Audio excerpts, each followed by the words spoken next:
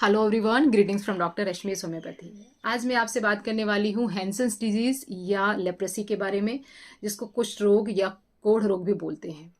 ये एक बहुत ही पुरानी बीमारी है। बहुत लंबे समय से ये जो बीमारी है समाज में रही है और बहुत हद तक ये बीमारी अब हट चुकी है। बहुत ही कम देखने को मिलता है, लेकिन पूरी तरह से ये बीमारी अभी भी खत्म नहीं हुई है। लेप्रेसी यानी कोढ़ रोग की जो बीमारी होती है, ये स्किन की बीमारी तो होती ही है, लेकिन एक सामाजिक जो बीमारी होती है, जो स्टिग्मा होता है, वो भी इसके साथ जुड़ा हुआ है। जो लेप्रेसी होती है, जिसको भी होती है, लोग उसके साथ दूरी बना लेते हैं। तो इसीलिए जो कोढ़ रोग का जो मरीज होता है, वो अपनी बीमारी के साथ साथ सामाजिक दूरी, सामाजिक अवहेलना से भी ग्रसित हो जाता है। ये जो बीमारी यानी जो लेप्रेसी होती है, ये इसका जो कारण होता है वो एक बैक्टीरिया होता है, माइकोबैक्टीरियम लेप्री, जो एक टीबी जो होती है, माइक्रोबैक्टीरियम ट्यूबरक्लोसिस, उसके ही फैमिली से आने वाली ये एक बीमारी है। जो लेप्रेसी होती है एक साइलेंट बीमारी होती है। शुरुआत में ये बैक्टीरिया आपके शरीर के अंदर आ जाता है, बहुत लंबे समय तक एकदम सोया पड़ा रहता है, कोई भी डिस्टर्बेंसेस नहीं करता है। जब भी उसको मौका मिलता है वो इन्वेड कर लेता है आपके स्किन और आपके नर्व्स के ऊपर।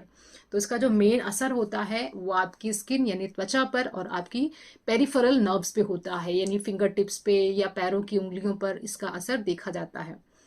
जो पहला सिम्टम इसका आता है वो है प्लाक का, यानी कोई भी पैच आपके स्किन पर, कोई भी येलोइश या व्हाइटिश कलर का एक पैच आपकी स्किन पर आ जाएगा और उसको छूने पर उस पर सेंसेशन नॉर्मल से कम हो जाता है और धीरे धीरे करके लैक ऑफ सेंसेशन हो जाता है। ये जो लेप्रेसी होती है दो तरह की होती है, एक होती है ट्यूबरक्लॉइड और एक होती है लेप्रोमेटस। जो ट्यूबरक्लॉइड होती है, ट्यूबरक्लॉइड वाला, इसमें आपकी इम्यूनिटी ठीक ठाक होती है।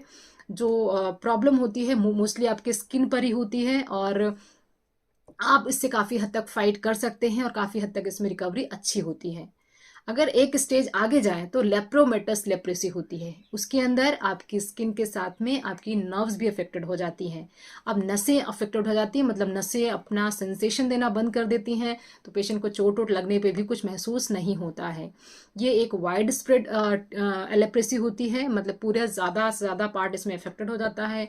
आपकी इम्यूनिटी काफ़ी हद तक डाउन हो जाती है और आप बहुत ही कम इसमें अच्छे से फाइट कर सकते हैं। तो ये दो टाइप्स की होती है। मोस्टली जो देखी जाती है, अगर इंडिया की बात करें तो सबसे ज़्यादा इंडिया में ट्यूबरक्लॉइड लेप्रेसी देखी जाती है।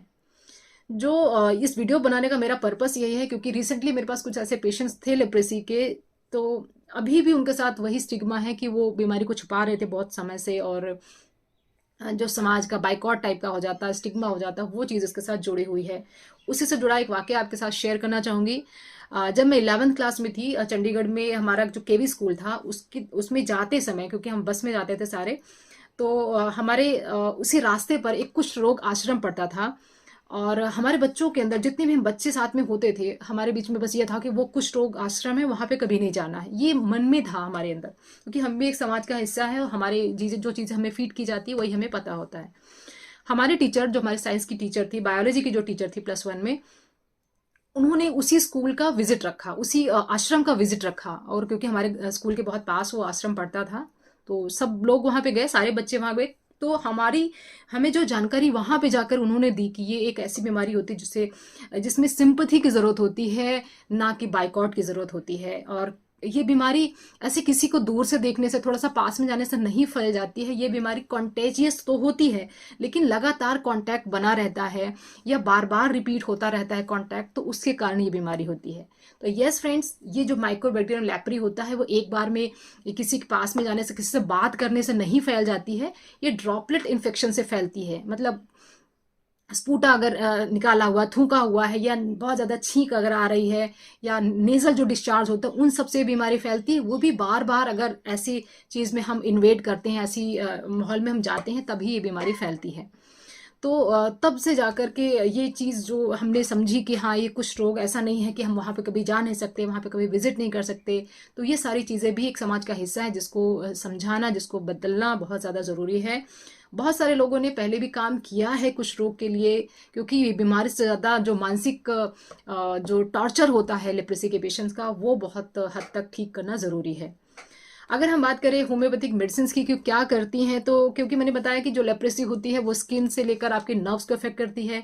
आप कोई चीज़ छुएंगे तो आपको ठंडा गर्म महसूस होना बंद हो जाएगा। आपको ऐसा लगेगा कि आप फ्लोर की जो फीलिंग होती है ना, जो टेक्सचर होता है फ्लोर का, वो ख़त्म हो जाता है।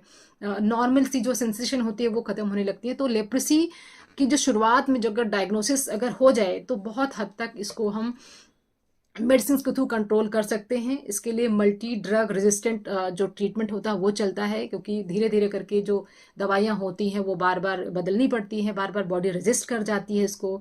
जो बैक्टीरिया होता है वो अपना रूप बदल देता है और उसके लिए फिर से दवाइयों का जो चयन होता है वो बदल जाता है। तो जितनी जल्दी इसका डायग्नोसिस हो सके उतना अच्छा है। तो अगर शरीर पे कहीं पे भी येलोइश या हल्के कलर का पैच है जिसमें कोई सेंसेशन नहीं होती है, छूने पे कुछ फीलिंग कम आती है, तो एक पैच हो सकता है लेप्रेसी का। तो मेरे पास एक रिसेंटली एक केस था जिसमें लेप्रेसी का जो पेशेंट है, अभी भी चल रही है वो मेरे साथ। उसके अंदर नोड्यूल्स बन जाते हैं, वो नोड्यूल्स अपने आप बनते हैं, बड़ी बड़ी से गठाने हो जाती हैं स्किन पर और उसमें बहुत ज़्यादा खुजली होती है। और ये उसका इलाज जो है 8 से 10 साल से लगातार लेप्रेसी का चल रहा है। और क्योंकि ये लाइफ लॉन्ग चलने के लिए डॉक्टर ने उनको बोल दिया था, तो वो चाहते थे कि क्या होम्योपैथी से हम इस दवाई को कभी ख़त्म कर सकते हैं, क्योंकि उसको बहुत सारे एडवर्स सिम्टम्स आने लगे थे due to the long treatment process जो उनका चल रहा था। 8 से 10 साल हो गए थे। तो इसके लिए उन्होंने होम्योपैथी में अप्रोच किया और इसके लिए जो हम ट्रीटमेंट देते हैं, these are very very selectively decided by the symptoms of the patient. हम पेशेंट के सिम्टम्स के आधार पर ही लेप्रेसी का ट्रीटमेंट देते हैं, क्योंकि जो लेप्रेसी होती है ज़रूरी नहीं है कि सबके अंदर एक ही जैसे सिम्टम्स लेके आए। किसी के अंदर सेंसेशन थोड़ा बहुत बचा होगा, किसी के अंदर कम होगा, किसी के अंदर ट्यूबरक्लॉइड होगा, किसी के अंदर लेप्रोमेटस होगा। तो ये सारी चीज़ें भी हमको देखनी पड़ती हैं। एक सपोर्टिव ट्रीटमेंट की तरह होम्योपैथी एक बहुत अच्छा ऑप्शन है, जिसमें अगर आपको बहुत ज़्यादा स्किन पर गठाने हो जाती हैं या आपको बहुत ज़्यादा खुजली होती है या बहुत परेशानी आपको हो रही है, आपको सेंसेशन नहीं आ रही है, उन सब चीज़ों में आपकी मदद की जा सकती है। लेकिन हर चीज़ में सबसे ज़रूरी यही है कि earliest the diagnosis better is the prognosis. तो जल्दी से जल्दी इसकी हम डायग्नोसिस करने की कोशिश करते हैं। अगर हम बात करें दवाइयों की, कुछ दवाइयां हैं जो मैं आपको बता सकती हूँ as a front line homeopathic medicine, but उनका सिलेक्शन आप नहीं कर सकते, उनके लिए आपको डॉक्टर से ही मिलना पड़ेगा। दवाइयां हैं जैसे चाल मोगरा ऑयल है, इसकी जो मदर टिंचर होती है, जो एलेप्रेसी की जो पहली दवा बनाई गई थी चाल मोगरा से ही बनाई गई थी।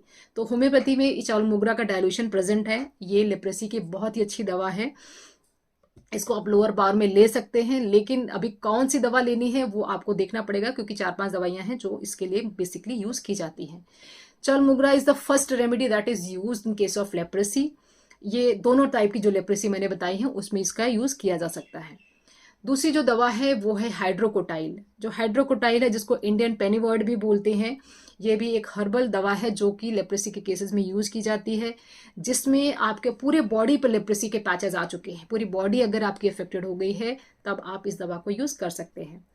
अगर हम बात करें ऊपर ऊपर से जो पैचेस दिख रहे हैं वो गंदे से दिखते हैं, वो डिसकलर्ड रहते हैं, वाइटिश या येलोइश कलर हो गया, वो उसको आप थोड़ा सा हाइड करना चाहते हैं, तो उसके लिए एक दूसरी दवा का प्रयोग आप कर सकते हैं जिसको हम बोलते हैं सोरेलिया। सोरेलिया को, जिसको हम विटिलिगो में भी यूज करते हैं कलर को चेंज करने के लिए।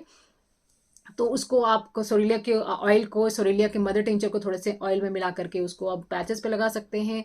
काफ़ी लंबे समय तक यूज़ करने से जो डिस्कलरेशन लेप्रेसी वाला हो जाता है वो काफ़ी हद तक कम हो जाता है, जो कि स्किन के साथ उसका जो कलर होता है वो काफ़ी हद तक मिलने लगता है। तो एक अलग सा ही डिस्टिंक्ट सा पैच वो नज़र नहीं आता है। बेशक ये लेप्रेसी का ट्रीटमेंट नहीं है, लेकिन उस पैच को छुपाने के लिए या पैच को कम करने के लिए काफ़ी हद तक इफेक्टिव है। इसके अलावा एक दवा बहुत ही ज़्यादा इफेक्टिव है, वो है कैलोट्रोपिस जाइगेंटिका। ये दवा भी काफ़ी हद तक इफेक्टिव है, इसको यूज़ किया जाता है लेप्रेसी के केसेस में, यानी कोढ़ रोग के केसेस में।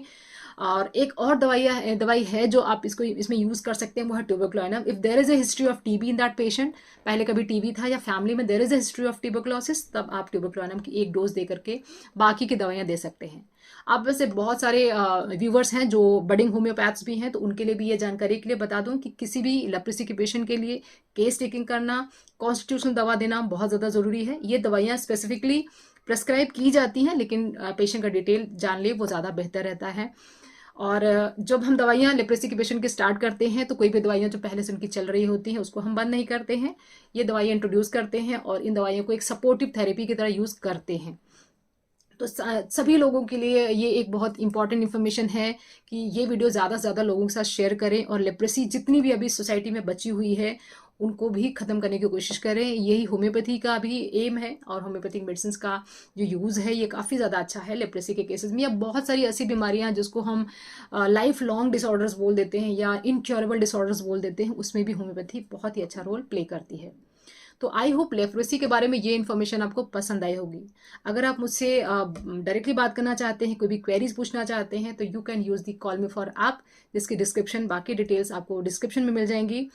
अगर आप मेरे साथ जूम या फ़ोन कंसल्टेशन बुक करना चाहते हैं तो क्लिनिक के व्हाट्सएप नंबर 7017991940 पर व्हाट्सएप करके आप अपना स्लॉट खुद ही बुक कर सकते हैं।